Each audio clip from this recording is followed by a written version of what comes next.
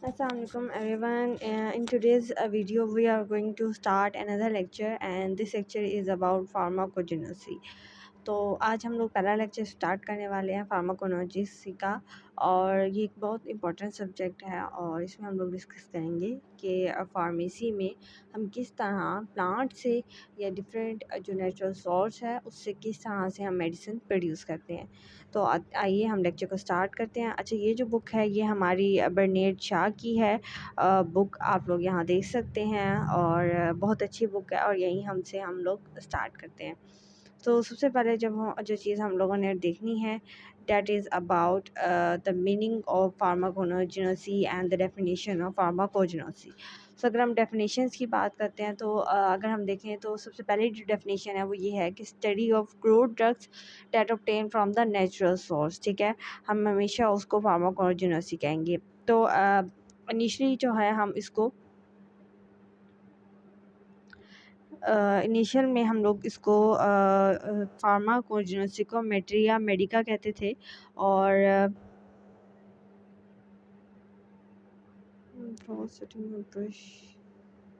प्रशायना मैं इसे लिख सकती हूँ। ठीक है, रेस कहाँ से करना है, यहाँ से करना, ठीक हो गया।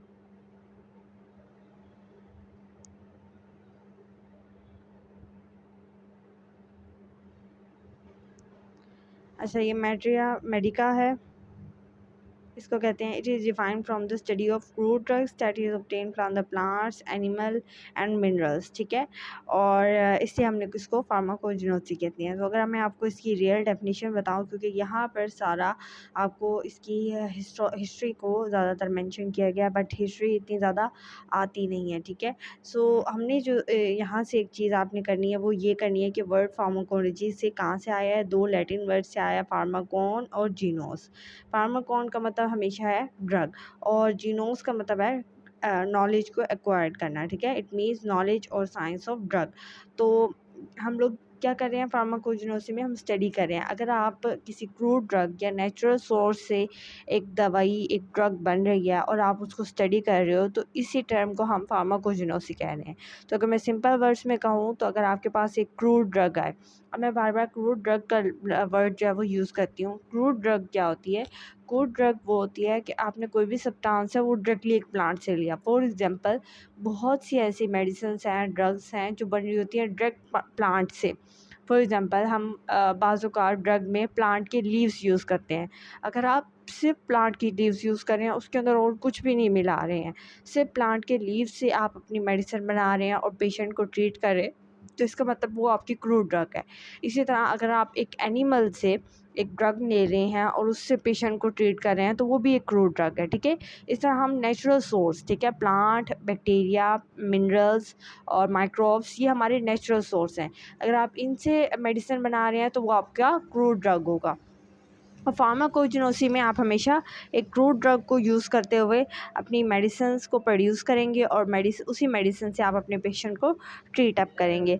ठीक है, अच्छा, अब उसके बाद हम लोग देखेंगे कि फार्माकोजेनेसिस की एक और डेफिनेशन है कि study of drug substances from the natural source. या आप कहेंगे क्रूड ड्रग की स्टडी है या हमारी ड्रग सब्सटेंसेस की स्टडी है, दोनों कहाँ से मिलेंगे? नेचुरल सोर्स से। Study of crude drugs obtain from the natural source such as, अब नेचुरल सोर्स हमारा क्या है? हमारे प्लांट्स हैं, हमारे बैक्टीरिया है, प्लांट है, एनिमल है, माइक्रोजम्स हैं। तो इसकी डेफिनेशन ये होगी कि study of crude drugs that obtain from the natural source such as plants, bacteria, animals and microorganism. दूसरी इसकी डेफिनेशन ये होगी study of drugs substances from natural sources as well as search for the new drug from the natural source. कि यहाँ पर आपने सिर्फ यही नहीं पढ़ना कि क्या सब्सटेंसेस या कौन सा नेचुरल सोर्स है आपके लिए, यहाँ आप ये भी पढ़ेंगे कि किस नेचुरल सोर्स से कौन सी नई दवाई बन सकती है, कौन सा नया ड्रग बन सकता है।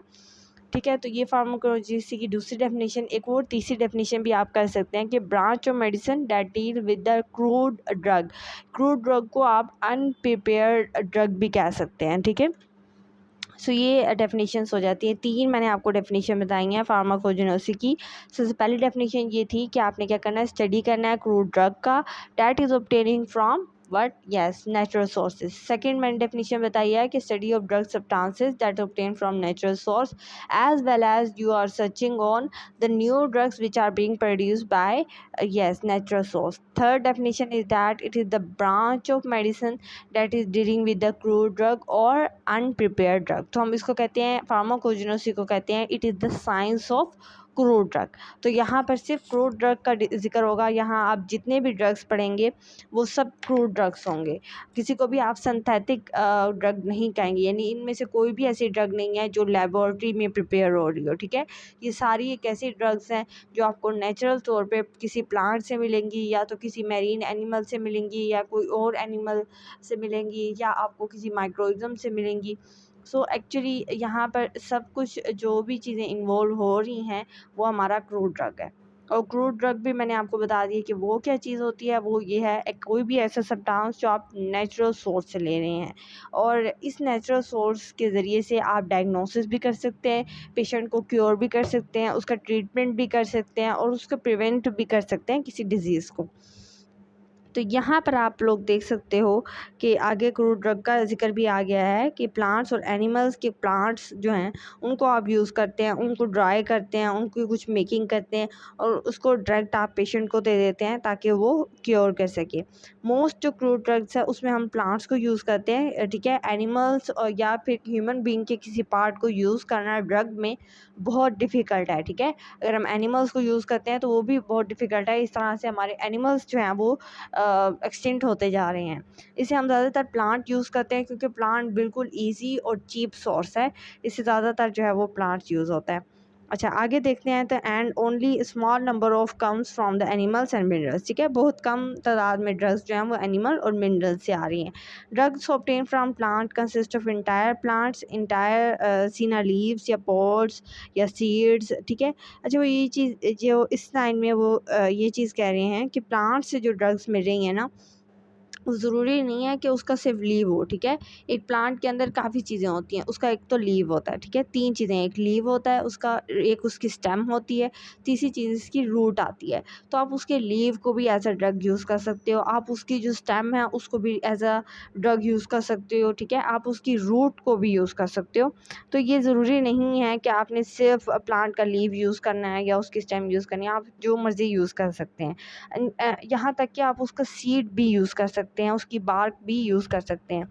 So therefore in few cases जैसे लेमन और ऑरेंज पील है तो वो भी आप फ्रेश कंडीशंस में आप यूज़ करोगे, क्योंकि अगर आप उसको कुछ देर के लिए रखोगे तो वो ड्राई हो जाएगा, ठीक है। ऑरेंज के जो पील ऑफ आप करते हो उसके ऊपर वाले कवर को, तो उसको अगर आप बाहर रख देते हो तो वो ड्राई हो जाता है, ठीक है। तो ये कुछ केसेस आ जाते हैं जिससे जो है वो जैसे बाहर रखेंगे तो वो ड्राई अप हो जाएगा और ज़्यादा इफ़ेक्टिव नहीं रहेगा। तो कुछ कंडीशंस होती हैं।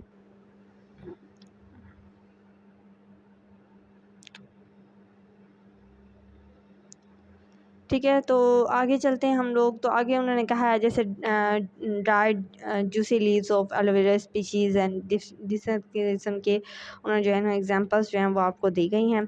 अच्छा, इसके बाद आप लोग जो है ना इसके स्कोप और इम्पोर्टेंस की तरफ आ जाते हैं हम लोग, ठीक है। तो स्कोप इसका क्या है, आप लोग देख सकते हो कि हम यहाँ पर आइडेंटिफिकेशन कर रहे हैं एक तो क्रूड ड्रग की कि मतलब हमें पता लग सकता है कि कौन सा ड्रग इसमें क्रूड है या नहीं है, ठीक है।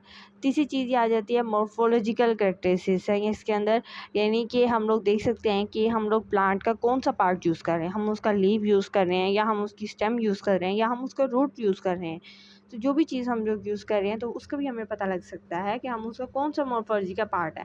इस तरह हमें प्लांट का स्ट्रक्चर भी पता लगता है कि फॉर एग्जांपल अगर हम एक एंटी कैंसरस ड्रग बना रहे हैं तो हमें पता लगता है कि इस प्लांट की शेप कैसी है, इसके फ्लावर किस कलर के आते हैं, इसकी फ्लावर की शेप कैसी है, इसके सीड किस तरह के होते हैं। तो हमें पूरा उसकी जो प्रॉपर्टीज़ है ना वो सब कुछ पता लग जाता है। इसके अलावा हम यहाँ पर इसका सबसे पहले इम्पोर्टेंस ये है कि हम इसमें डेवलपमेंट भी देखते हैं, क्रूड ड्रग किस तरह से बनती है। अगर एक प्लांट एक क्रूड ड्रग दे रहा है हमें तो किस तरह दे रहा है, वो प्लांट किस तरह से वो ड्रग बना रहा है, ठीक है। जैसे अगर प्लांट के लीव में हमारी क्रूड ड्रग है तो उस लीव में किस तरह से वो ड्रग बन रही है ये भी हमें पता लग जाता है।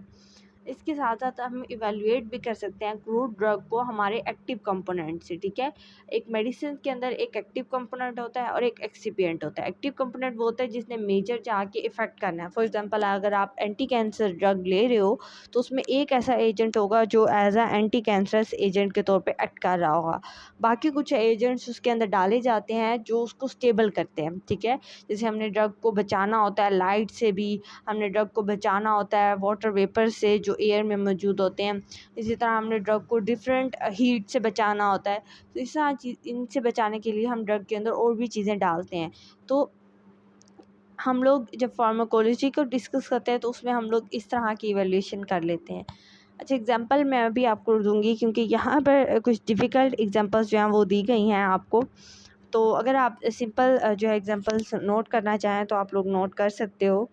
सो इसकी पहली एग्जांपल में एलोइन है, ALOIN। ये एलोइन एक प्लांट का सब्स्टिट्यूएंट है और ये हमारा एक एंटी प्रिगेटिव सब्सटेंस है और इसका सोर्स जो है वो एलोवेरा जेल है। एलोवेरा जेल का आई थिंक आप सब लोगों को ही पता होगा। एलोवेरा का एक पौधा होता है जिसके अंदर से ये एलोवेरा जेल बनती है। ये बहुत अच्छा होता है स्किन के लिए भी, बालों के लिए भी। सो मैंने बिल्कुल सिंपल सी एग्जांपल दी है। और इसका एक्शन क्या है, करेगा क्या, ये प्रोगेटिव होता है। अब प्रोगेटिव के मैं स्पेलिंग यहाँ पर आपको लिख के दे रही हूँ, जगह नहीं है तो इससे सॉरी। प्रोगेटिव, सो प्रोगेटिव होने का मतलब ये है कि ये एक लेक्सेटिव की टाइप है जो कि बॉडी के अंदर प्रेशर को इंक्रीज़ करती है। जैसे कि आपके गैस्ट्रोइंटेस्टाइनल ट्रैक्ट है तो उसके अंदर प्रेशर इंक्रीज़ करेगा। आपकी बॉडी के अंदर जहाँ जहाँ प्रेशर इंक्रीज़ करने की ज़रूरत होगी वहाँ ये ना प्रेशर इंक्रीज़ करता है, ठीक है। अच्छा, अब उसके बाद आप दूसरी एक एग्जांपल देख लें।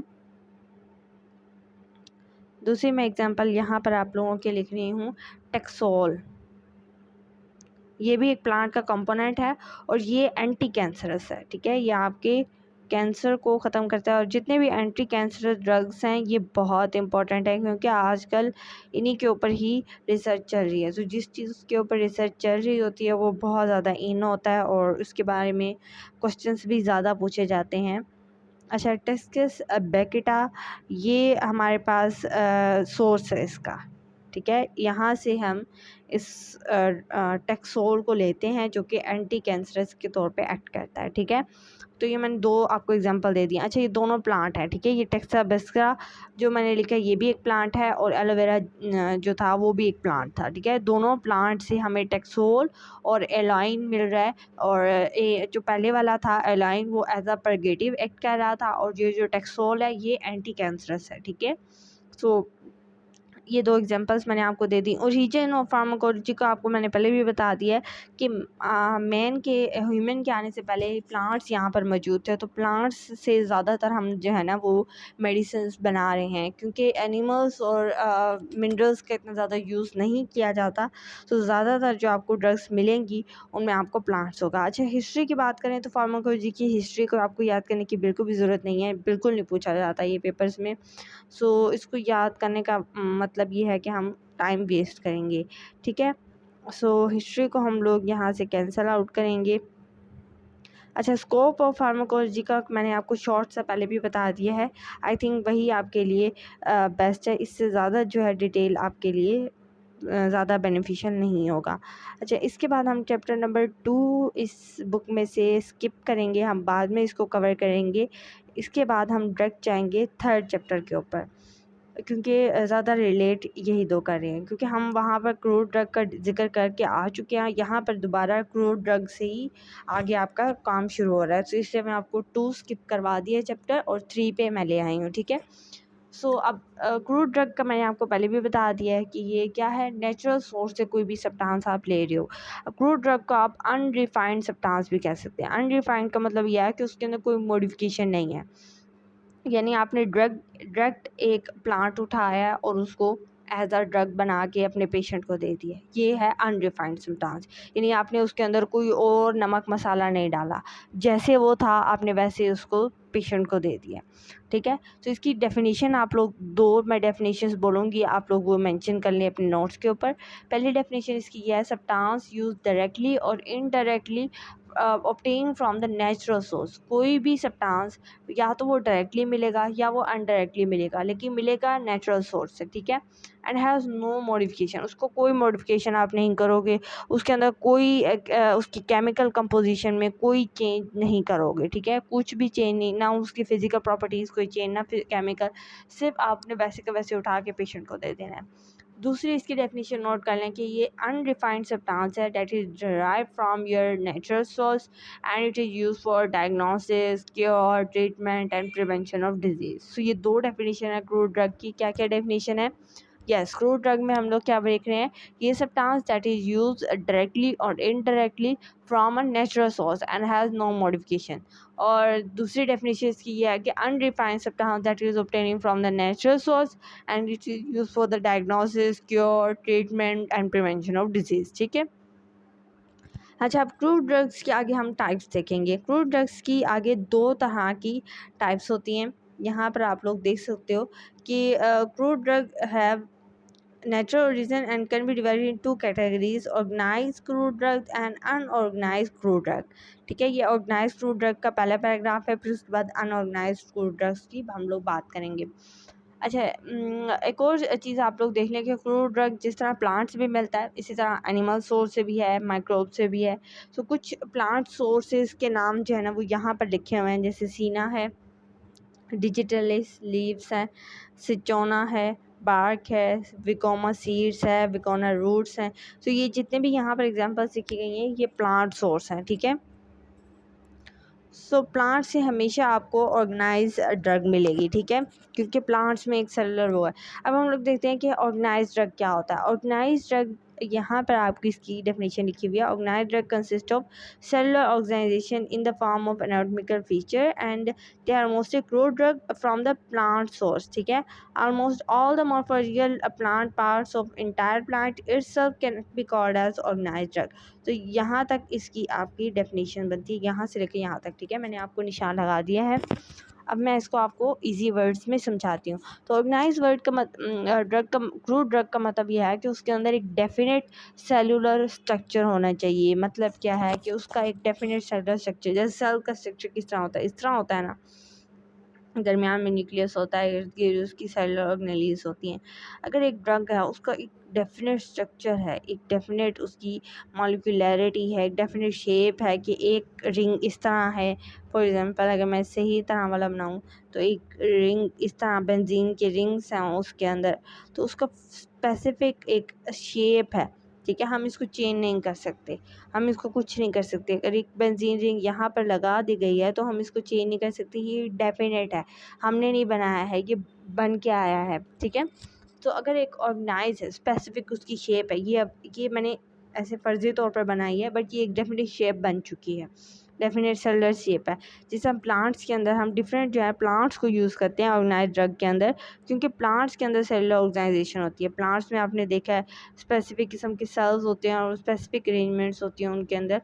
तो अब हम ऑर्गेनाइज क्रूड ड्रग के अंदर प्लांट का कोई भी पार्ट यूज़ कर सकते हैं। हम उसका रूट यूज़ कर सकते हैं, लीव यूज़ कर सकते हैं, उसकी बार्क यूज़ कर सकते हैं, उसका सीड यूज़ कर सकते हैं। अब आप लोग यहाँ पर देख सकते हो ऑर्गेनाइज ड्रग की कुछ एग्जांपल सुन रहे हैं, जैसे सिचोना बार्क। सिचोना बार्क एक प्लांट का बार्क है जो कि रेड कलर का होता है। अब देखें, अब यहाँ पर आप सिर्फ नाम याद करके ये नहीं देख सकते कि क्या चीज़ है ये। मैं आपको गूगल से सर्च करके दिखाती हूँ कि ये कैसी है, कैसा इसका कलर है, कैसी इसकी शेप है, ठीक है, ताकि आप लोगों को इसकी एग्जांपल्स याद रहें। क्योंकि अगर आप ये याद नहीं करेंगे, आपने समझे कुछ भी याद नहीं किया, आप इसमें पास नहीं हो सकेंगे। इसलिए हम हर जब ड्रग की कोई भी एग्जांपल देखेंगे तो हम उसका साथ ही गूगल से उसकी पिक देखेंगे, उसका सब कुछ डिटेल में स्टडी करेंगे।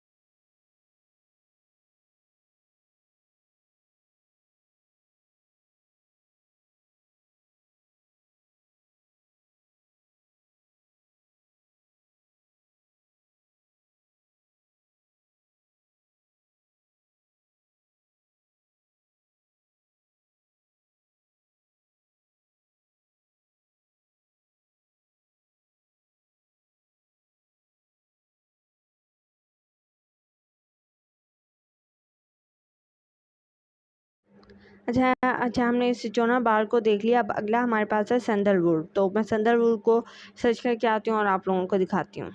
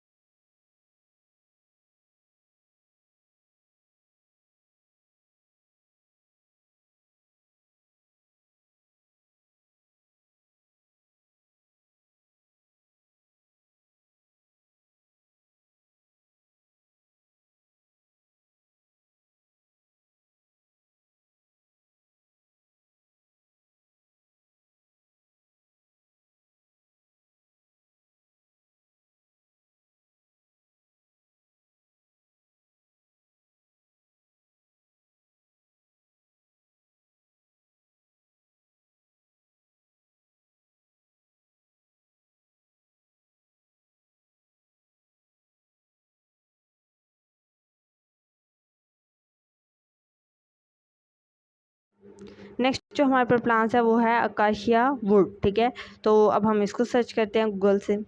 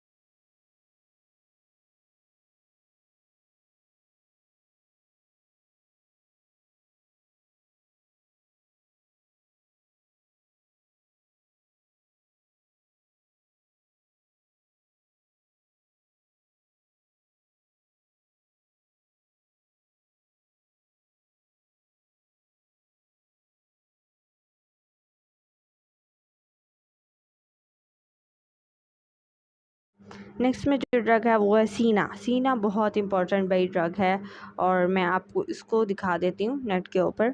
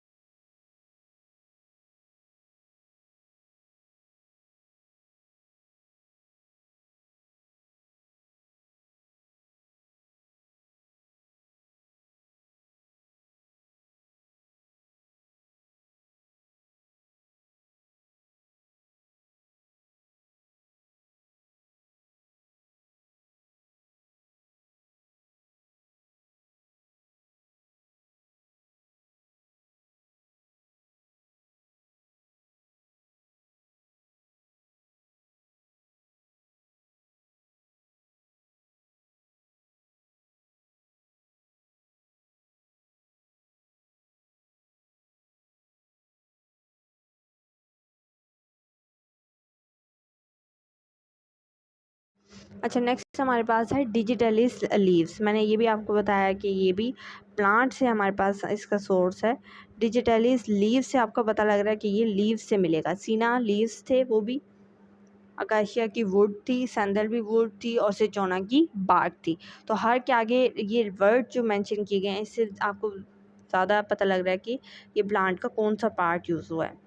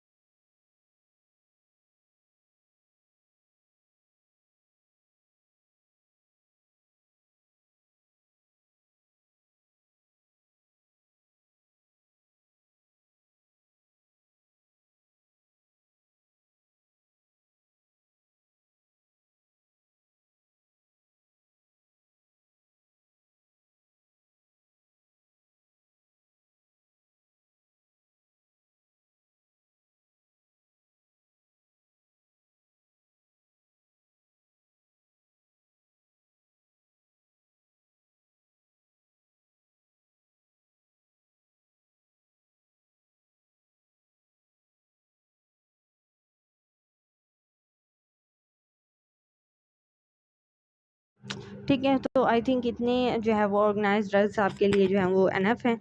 अब हम लोग चलते हैं हमारी अनऑर्गेनाइज्ड ड्रग के ऊपर, ठीक है।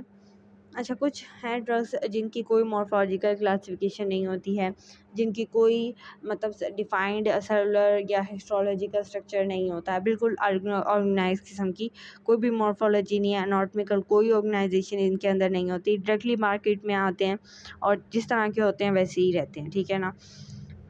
तो ये ज़्यादातर हम लोग जो है ना इनका प्लांट से भी आए हैं, एनिमल से भी हैं, मिनरल से भी हैं। Microscopical study are not required for such drug, ठीक है। हम इनकी कोई माइक्रोस्कोपिकल स्टडी नहीं करते हैं, जबकि उनकी ऑर्गेनाइज ड्रग को हम माइक्रोस्कोपिकल देखते हैं कि प्लांट की बाग है तो वो माइक्रोस्कोप में कैसा नज़र आ रहा है, संदर्भ किस तरह माइक्रोस्कोप में नज़र आएगा, ठीक है।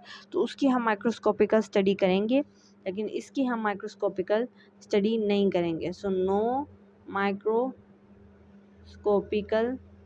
स्टडी, जबकि उसकी हम करेंगे, ठीक है, नीड माइक्रोस्कोपिकल स्टडी, ठीक है। अच्छा, इसके अलावा अगर आप देखें तो इसके अंदर भी डिफरेंट किस्म की उनकी एग्जांपल्स दी हैं, जैसे आप लोग देख सकते हो opium, एलोटेक juices, aloes and dry extract of black and argan and gancina comes from the groups essential oils। ये हैं different products जैसे essential oil, fix oil, fat, waxes, ठीक है ना। सो एसेंशियल ऑयल्स, वाइटल ऑयल्स भी आप कह सकते हो, फिक्स ऑयल भी आप उसको कह सकते हो।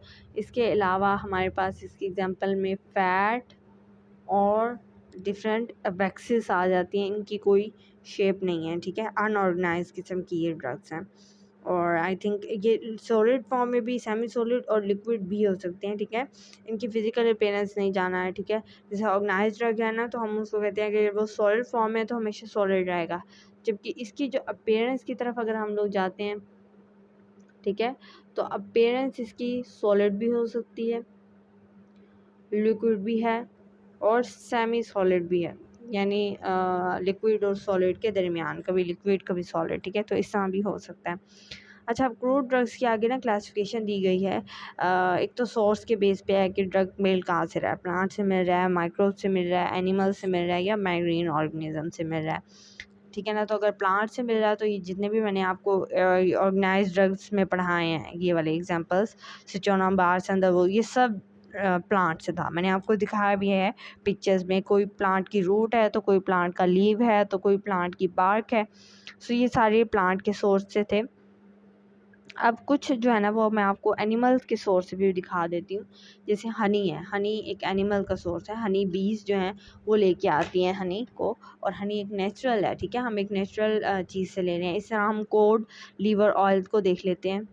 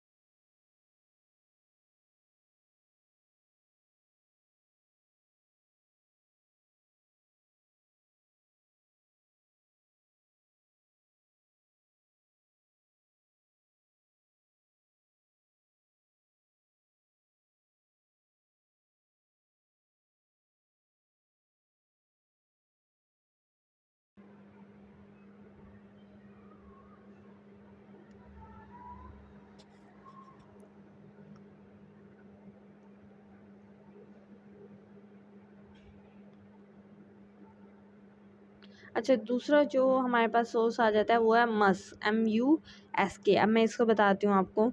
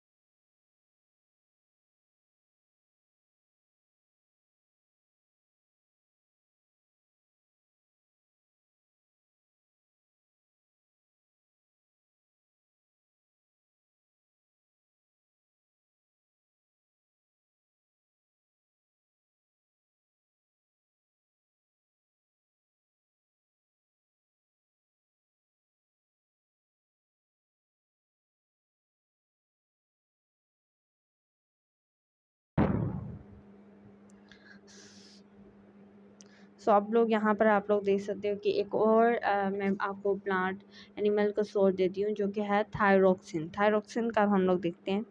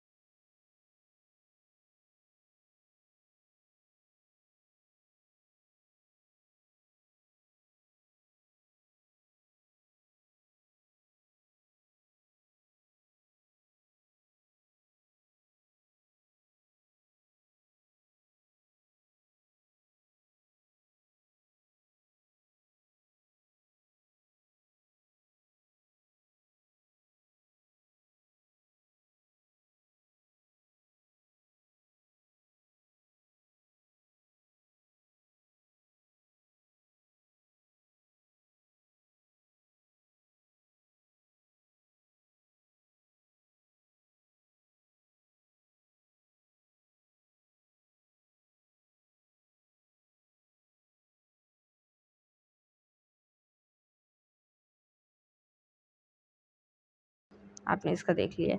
एक और चीज़ जो है वो आपकी है, अच्छा ये थे सिर्फ एनिमल सोर्स। अगर मैरीन सोर्स की बात करें तो आपको पता है कि फ़िश के लिवर के ऑयल से जो चीज़ें हमें मिल रही हैं, इसके अलावा स्पॉन्जीज और अर्गर है।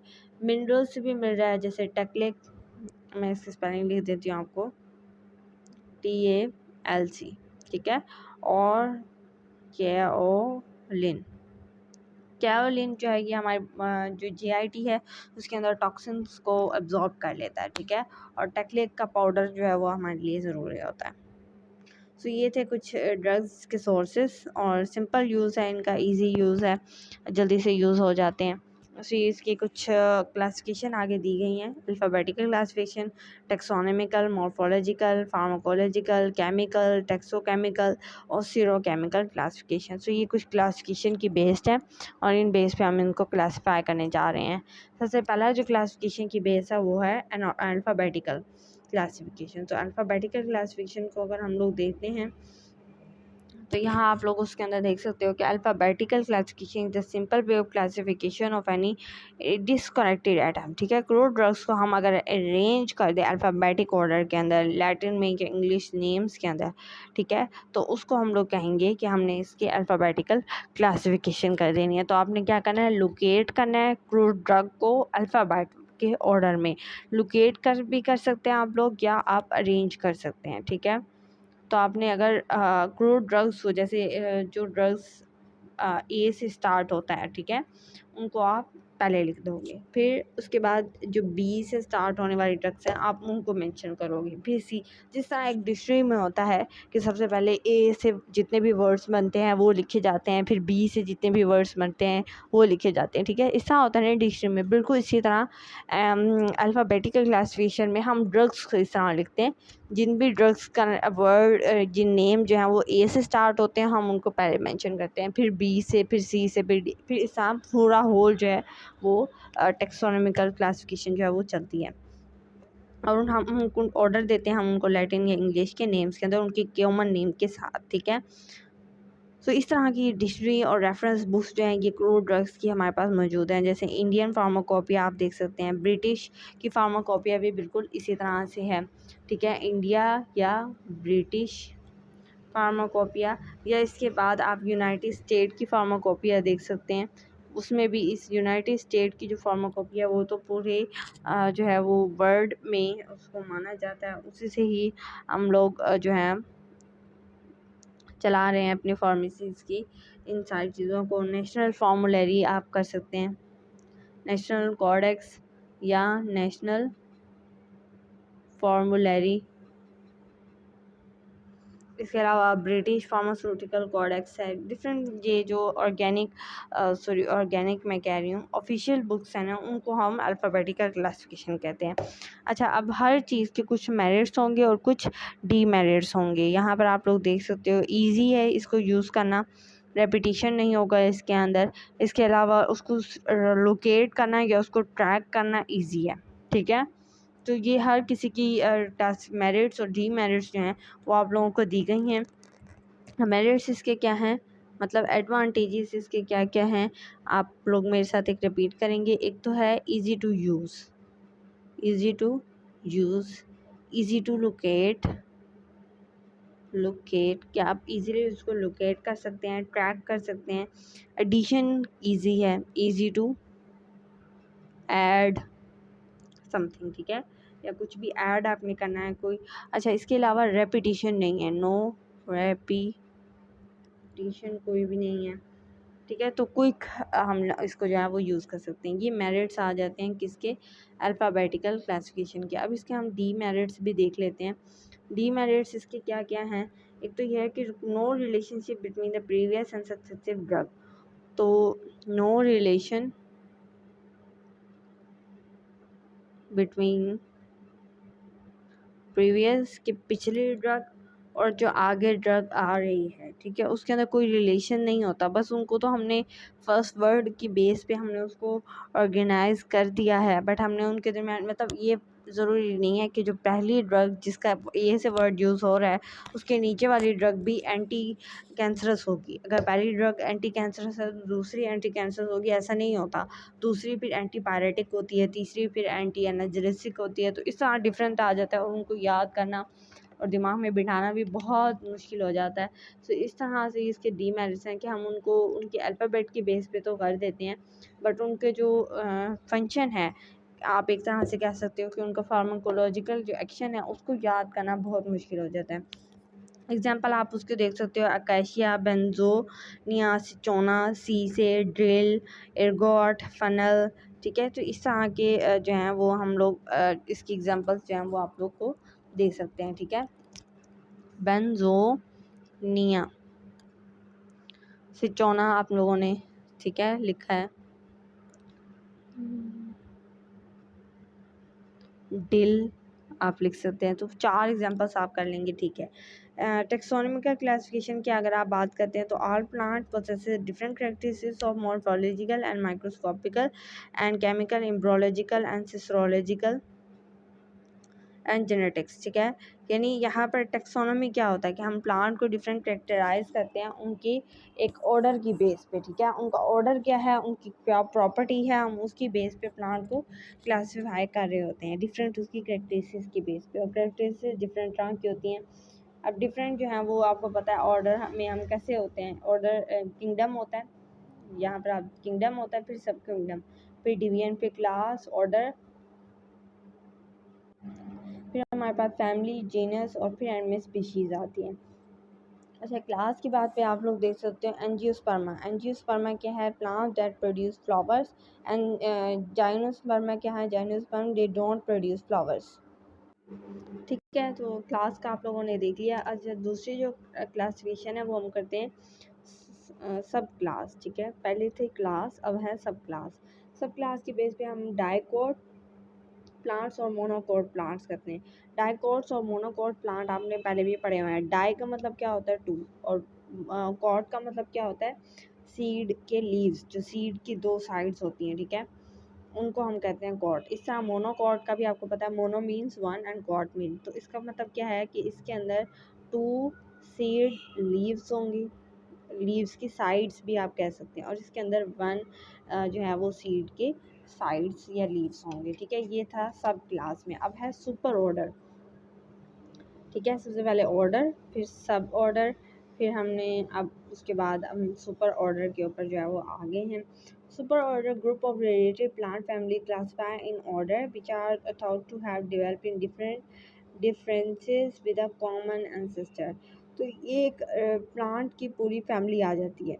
ठीक है, ये ग्रुप है किसका, ऑफ रिलेटेड फैमिली, और फैमिली पूरी जो है उसकी आ जाती है classify in order which are thought to have developed in differences, जिनके क्या हैं, हैज़ डिफरेंसेस, यानी कुछ उसके अंदर डिफरेंसेस होंगे बट उनका कॉमन एंसेस्टर होगा, यानी जो जिनके अबाव दाद एक ही होंगे। ठीक है, यानी आप लोग, मैं इसकी अगर आपको सिंपल एग्जांपल दूं तो हम कज़न बहुत सारे होते हैं, डिफरेंस होते हैं। ठीक है, बट अगर हम अपने एंसेस्टर को देखते हैं, अपने ग्रैंडफादर को देखते हैं, तो वो एक ही होते हैं। ठीक है, तो हमारा एंसेस्टर एक कॉमन होता है, बट आगे जाके फैमिलीज़ जो हैं वो एक डिवाइड होती हैं। इस तरह पौधों में भी इसी तरह होता है कि उनका एंसेस्टर एक कॉमन होता है, बट आगे जाके उनकी डिफरेंट स्पीशीज़ और ऑर्डर्स में डिवाइड हो जाते हैं, बट उनका जो एक ट्री बन जाता है ना। ठीक है, डिफरेंट शाखों वाला।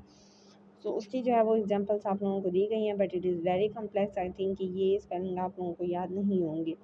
ऑर्डर के ऊपर आ जाते हैं आप। ठीक है, तो हम पहले क्लास की तरफ चले थे, सब ऑर्डर की तरफ चले थे, अब हम ऑर्डर पे आए। सब ऑर्डर के बाद सुपर ऑर्डर के बाद order. Each super order is further divided into orders. ठीक है, अब सुपर ऑर्डर के अंदर आ रहा है, जब डिवाइड होगा तो ऑर्डर बनेंगे। ठीक है, और name of the order and in alas. ठीक है, ऑर्डर हमेशा एंड होगा एलिस वर्ड से। ठीक है, ऑर्डर हो गया, उसके बाद हमारे पास आता है फैमिली। फैमिली क्या होगा, ईच ऑर्डर को हम ऑर्डर जो है वो फर्दर डिवाइड किस में होगा, फैमिली के अंदर। और प्लांट की फैमिली जिनकी फीचर्स एक जैसी होंगी उनको एक ही फैमिली के अंदर हम ऑर्गेनाइज करेंगे और इस तरह से डिफरेंट प्लांट्स की जो है वो ऑर्गेनाइज बनती जाएंगी। और आजकल हमारे पास जो है 150 प्लांट्स की जो है वो बन चुकी हैं। अच्छा, हम लोग कहाँ तक पहुँचे थे, हम लोग फैमिली तक पहुँचे थे और ओवरऑल 500 जो है प्लांट्स की फैमिलीज जो हैं वो आज तक डिटेक्ट हो चुकी हैं। अच्छा, फैमिली को जब हम फर्दर डिवाइड करेंगे तो सब फैमिली होगा, ठीक है। और सब फैमिली को हम इस वर्ड से एंड करते हैं। फिर उसके बाद ट्राइब और सब ट्राइब आता है। सब जिस भी वर्ड के साथ लगेगा यानी वो उसकी फर्दर डिवीजन है। और अगर किसी वर्ड के साथ सुपर लग रहा है तो उससे फर्स्ट आएगा, ठीक है, ऑर्डर में, ठीक है। फिर जीनस, जीनस जो है वो प्लांट का वो नेम होता है जो बहुत ज़्यादा फेमिलियर होता है, ठीक है। कोई प्लांट है जिसका नेम बहुत ज़्यादा कॉमन हो जाता है ना तो उसका हम वही नाम रख देते हैं। तो स्पीशी जो है वो हर एक प्लांट को अलग-अलग डिफाइन करता है, ठीक है। सो ये कुछ थे। अब मैं इसका एक ऑर्डर जो है वो आपको लिख के दे देती हूँ कि सबसे पहले यहाँ पर आई क्लास। क्लास जब सब डिवाइड होगी तो उसमें सब पहले लग जाएगा, समझ आ गई, सब क्लास बन जाएगा। फिर हमारे पास ऑर्डर आना है, ठीक है। क्लास के बाद ऑर्डर आता है, बट ऑर्डर से पहले हमने उसके साथ सुपर लगाना है। सुपर ऊपर जाएगा, सुपर पहले, सुपर ऑर्डर, फिर ऑर्डर आएगा, ठीक है। अब ऑर्डर को हमने सब ऑर्डर नहीं करना, ऑर्डर के बाद डायरेक्ट हमने फैमिली पर जाना है। ये मैं पूरा ऑर्डर आपको बना के दिखा रही हूँ, पूरी एक सीढ़ी जिसे हम कहते हैं बनती है। फैमिली को सब डिवाइड करेंगे तो सब लग जाएगा इसके आगे, सब फैमिली। उसके बाद आपके पास बनेगा ट्राइब। ये ट्राइब अब आया है, पहले नहीं था आपके सिलेबस में आई थिंक। इसको डिवाइड करेंगे तो इसके आगे सब आ जाएगा। इनको फर्दर डिवाइड करेंगे तो लास्ट टू में आपके पास जीनस बन जाएगा और उसके बाद आपके पास स्पीशी बन जाएगा। Sorry for the bad writing. Now ये थी हमारे पास इसकी क्लासिफिकेशन, ठीक है। और उसके बाद हमारे पास इसके कुछ मेरिट्स और कुछ डीमेरिट्स भी आ जाते हैं। अच्छा, यहाँ पर आप लोग देख सकते हो किंग, सब kingdom, super division, division, class, सब क्लास, ऑर्डर, फैमिली, जीनस। ये एक पूरे एक प्लांट की एक जो है वो जीनस और सब कुछ जो है वो आपको डिफाइन किया गया है। इसका एक पूरा जो ग्राफ है वो मैं आपको नेक्स्ट वीडियो में शेयर करूँगी। और ये ग्राफ एक आई थिंक 9th या 10th की किसी एक बुक में दिया गया है, ठीक है। अच्छा, इसके मेरिट्स और डीमेरिट्स की अगर हम लोग बात करते हैं ना, इसके मेरिट्स और डीमेरिट्स।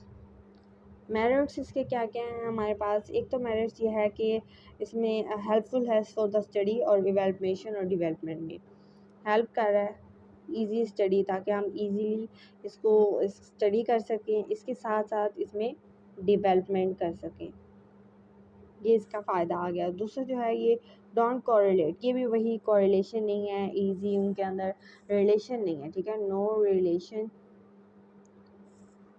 बिटवीन ड्रग्स, ठीक है। तो ड्रग्स की बायोलॉजिकल एक्टिविटी और केमिकल एक्टिविटी के अंदर कोई रिलेशन नहीं है, जिस तरह पहले वाले में नहीं था, ठीक है। सो ये चीज़ हो गई। इसके अलावा अगली नेक्स्ट जो क्लासिफिकेशन है वो है मॉर्फोलॉजिकल क्लासिफिकेशन। मॉर्फोलॉजी का मतलब क्या है, मॉर्फोलॉजी का आपको पता है, मॉर्फ का मतलब क्या, स्ट्रक्चर, लॉजिकल का मतलब क्या, स्टडी। यानी यहाँ पर आप उसकी स्ट्रक्चर को स्टडी करोगे, प्लांट का स्ट्रक्चर क्या है, प्लांट की अगर लीव्स हैं तो उसकी लीव्स का स्ट्रक्चर क्या होगा, अगर प्लांट का कोई और चीज़ है तो उसकी क्या मतलब स्ट्रक्चर होगा, तो उसको हम लोग जो है ना स्टडी करते हैं।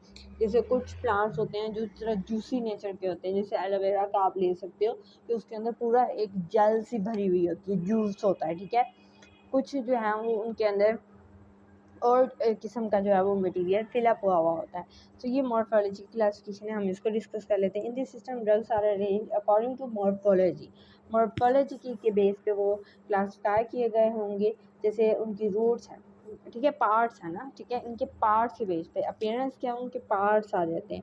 जैसे प्लांट्स के भी वो पार्ट्स हो सकते हैं, जैसे प्लांट्स के कौन कौन से पार्ट्स हैं आप सब लोगों को पता है, उसकी लीव होता है, उसकी रूट होती है, उसकी स्टेम होती है, ठीक है, लीव, रूट और स्टेम, ये तीन चीज़ें हैं जो हम लोग यूज़ कर सकते हैं। इसके अलावा और ज़्यादातर जो ऑर्गेनाइज्ड ड्रग्स हैं उनमें तो प्लांट के यही पार्ट यूज़ किए जाते हैं, ठीक है। जैसे rhizome, bark, leaf, fruit use कर सकते हैं, इस तरह। Drug which are prepare from plant, some intermediate physical properties by technique के अंदर हम कुछ चेंजेस करते हैं और फिर हम बताते हैं। बट कुछ होती हैं अनऑर्गेनाइज्ड ड्रग जिनके अंदर कोई सेलुलर प्लांट्स नहीं होते, जैसे एलोवेरा जूस हम कह सकते हैं, ओपियम, लैक्टेसन, एगर, गिम्बर, गैलेटिन, टारगेन, एकेशिया। तो ये जो है अनऑर्गेनाइज ड्रग्स की एग्जांपल आपके पास आ जाती है। पहले भी आपने लिखा था वोलेटाइल ऑयल इसकी एग्जांपल्स के अंदर, अब कुछ और जो है वो आप इसकी एग्जांपल्स में ऐड कर लेंगे। जैसे हमारे पास क्या है एग्जांपल, पहली एग्जांपल है एलो जूस, ओपियम, एगर। ठीक है, तो ये जूसेस जो हैं आई थिंक ये आपके लिए बेस्ट होंगे। अच्छा, अब इसके बाद हम लोग चलते हैं ऑर्गेनाइज ड्रग्स के ऊपर। उनकी कुछ एग्जांपल्स इन्होंने दी हुई हैं और फिर अनऑर्गेनाइज ड्रग्स को इन्होंने क्लासीफाई किया है। जैसे कुछ हैं जो वुड की शेप में है, ठीक है, कुछ हैं जो बार्क हैं, कुछ हैं जो फ्लावर हैं, कुछ हैं जिनका फ्रूट है, कुछ हैं जिनका सीड है। तो ये इसके बेस पे डिफरेंट है मॉर्फोलॉजिकल क्लासिफिकेशन। अब हम इसको मेंशन कर लेते हैं, ठीक है। सो ऑर्गेनाइज ड्रग्स ये हमारे पास क्या है, मॉर्फोलॉजिकल क्लासिफिकेशन है हमारे पास, और उसमें हमारे पास सबसे पहले ऑर्गेनाइज ड्रग्स है। अब ऑर्गेनाइज ड्रग का हम सबसे पहले वुड यूज़ करेंगे, ठीक है, उसकी लकड़ी जो होती है उसको हम यूज़ करेंगे। तो लकड़ी को हमने कहाँ कहाँ यूज़ किया था, अब आप बताएं, मैंने ये आपको पढ़ा के आई हूँ, ठीक है। अकेशिया वुड, ठीक है, अकाशिया किस तरह का था, मैंने आपको बताया था अकाशिया बिटर वुड है, इंसेक्टिसाइड और जेआईटी के प्रॉब्लम्स को कवर करता है, और इसके येलोइश कलर का याद आ रहा है जिसके अंदर लाइनिंग्स थी और बिल्कुल चिप्स की तरह का था ये अकाशिया था। इसके अलावा संडल वुड जिसको मैंने कहा था कि खुशबू की वजह से बहुत मशहूर है, रेडिश कलर की इसकी जो है वो वुड आ जाती है। इसके अलावा जो वुड है वो आई थिंक डिजिटलिस के लीव्स थे, नहीं इसके अलावा कोई सी के लीव्स नहीं है। अब लीव्स वुड हो गए, उसके बाद लीव्स आ गए, वो ऑर्गेनाइज ड्रग्स लिखवाएं जिन जो लीव्स हैं। सबसे पहले हमने डिजिटलिस का लिखा था, है ना, याद है ना, उसके लीव्स मैंने आपको अभी दिखाए थे कि वो हार्ट के सारे प्रॉब्लम्स को ट्रीट कर रहा होता है, और उसके लीव्स बहुत ही ब्यूटीफुल किस्म का उसके ऊपर जो है ना वो पैटर्न आपको मैंने दिखाया है। इसके अलावा जो है वो मिंट के लीव्स आप लोगों ने देखे होंगे, पुदीना, ठीक है, मुर्तीने की बहुत अच्छी खुशबू होती है। इसके अलावा सीना, सीना भी मैं आपको दिखा के आई हूँ, और सीना कॉन्स्टिपेशन को प्रिवेंट करता है और एंटी टॉक्सिन है, वेट लूज करता है। इसके अलावा मैंने आपको बताया था सीना की एक टी भी बनती है, लेकिन हमने क्या कहा था कि हमने उसको, वो यूज़फुल है बट अगर आप बहुत ज़्यादा यूज़ करते हैं, यानी आप एक हफ्ते से भी ज़्यादा उसको पीते हैं, तो वो आपके लिए फिर डेंजरस हो जाती है। सो एक हद में यूज़ करना चाहिए, ठीक है। अच्छा, सीना हम लोगों ने देख लिया था। इसके अलावा जो प्लांट्स है वो मैंने आपको नहीं पढ़ाया। लीव्स में हम टी भी कर सकते हैं, हम लोग चाय जो पीते हैं, चाय भी एक लीव से आ रही है, तो चाय एक ड्रग है, ऑर्गेनाइज ड्रग है, लीव से आ रही है, ठीक है। तो लीव्स में ये एग्जांपल्स हो गई। इसके अलावा बार्क आप लोग देख रहे हो कि जो स्टेम है उससे हम लोग क्या ले रहे हैं, तो बार्क से हमने एक सिचोना पढ़ी थी, याद आ रहा है ना, सिचोना सबसे पहले मैंने आप लोगों को पढ़ाया है। सिचोना बार्क रेड कलर की है, मलेरिया को ट्रीट कर रही है आपकी, और बहुत ज़्यादा यूज़फुल है, और साथ ही आपके डाइजेस्टिव सिस्टम की जो मूवमेंट्स हैं उनको भी रेगुलेट कर रही है, डाइजेस्टिव जूस को ये सिक्रीट करवा रहा है, सिचोना हो गया। इसके अलावा यहाँ पर जो डिफरेंट किस्म के जो है नाम ज़्यादातर सी से ही लिखे गए हैं, तो एकोशा भी है, वो भी लिख दो आप लोग, एकोशा, एकोशका, अर्जुना, अर्जुना है, और रुचि, वाइल्ड चेरी लिख देते हैं हम, वाइल्ड चेरी। अच्छा, मैंने आपको सिचोना तो लिख के, अकोशा जो है वो मैं आप लोगों को सर्च करके अभी दिखाती हूँ, ठीक है।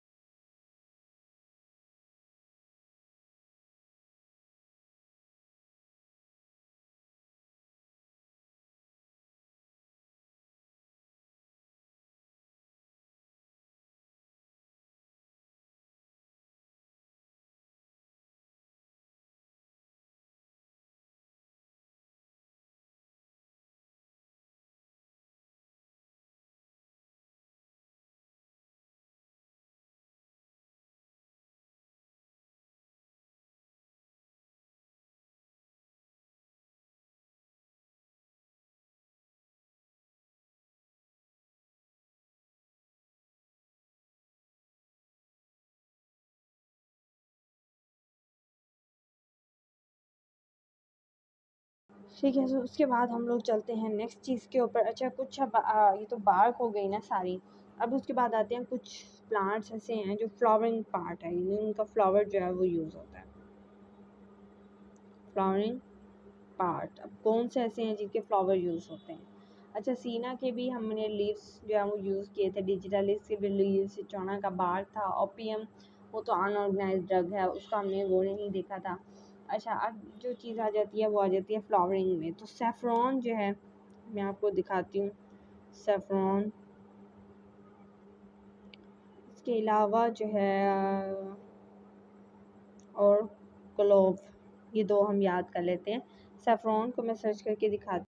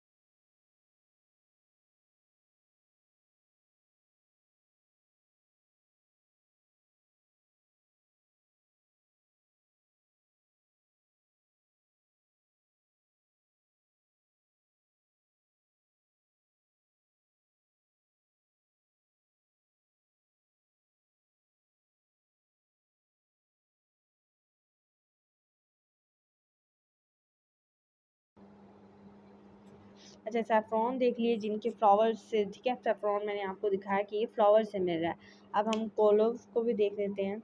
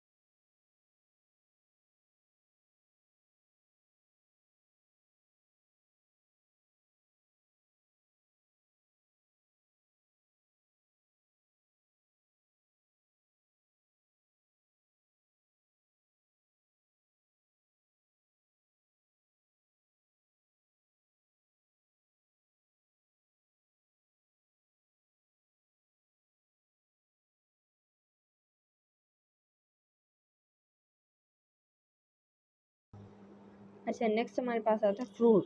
तो कुछ चीज़ें हैं जो हमारे फ्रूट से आती हैं, जो किसी भी प्लांट का फ्रूट है तो उधर से आ रहा होता है। जैसे कि ऑरेंज पील, ऑरेंज हमारे पास एक फ्रूट है, उसका पील जो है वो हम यूज़ करते हैं। इसके अलावा आप कोरिएंडर,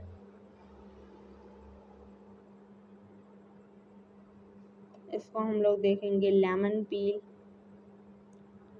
लेमन का पील भी हम लोग यूज़ कर रहे हैं। अच्छा ठीक है ना, और डिल्स, ये तो हमने पहले भी देखा था। ठीक है, तो बस इतना देख लेते हैं।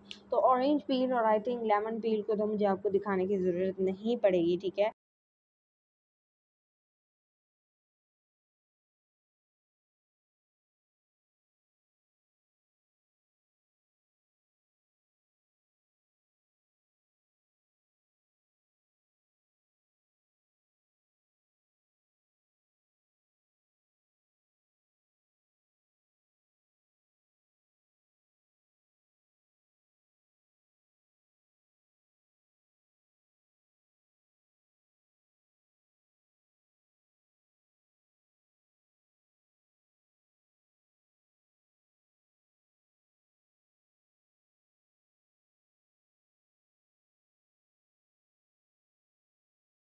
तरह के होते हैं।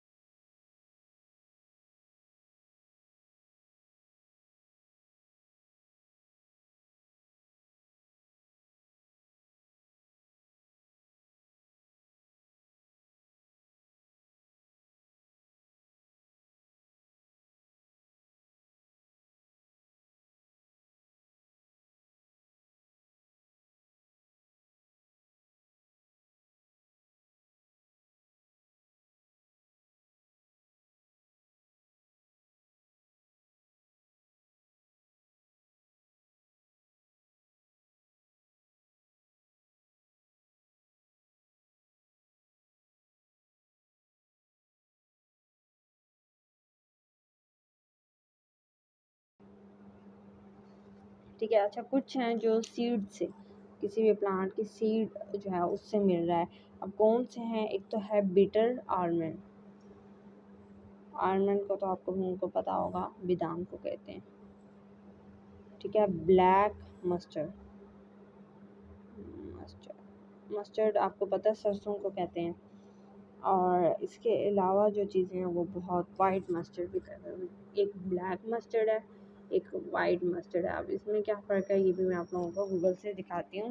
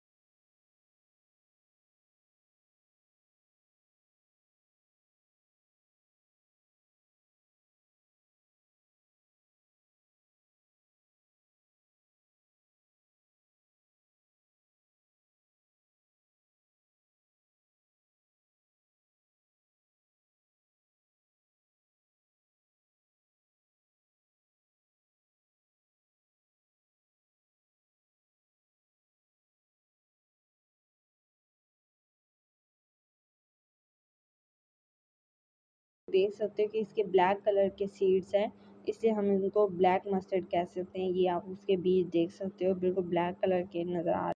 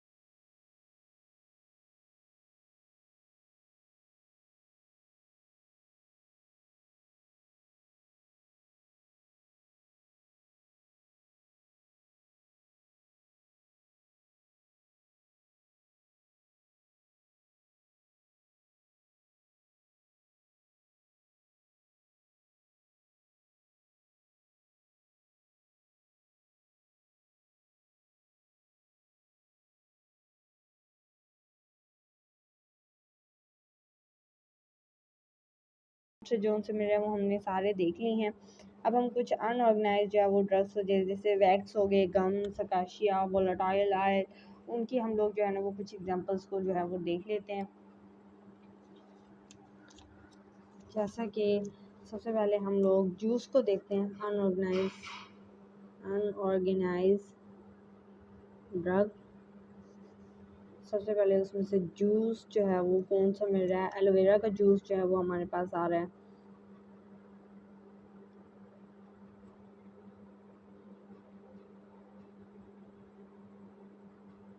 और कीनो मिल रहा है। दूसरा है जो लेटेक्स है, ठीक है, लेटेक्स में हमारे पास ओपीएम आ जाता है, लेटेक्स जूस। तीसरा हमारे पास है, एक्सट्रैक्ट नहीं करेंगे हम, वैक्सेस को देख लेते हैं।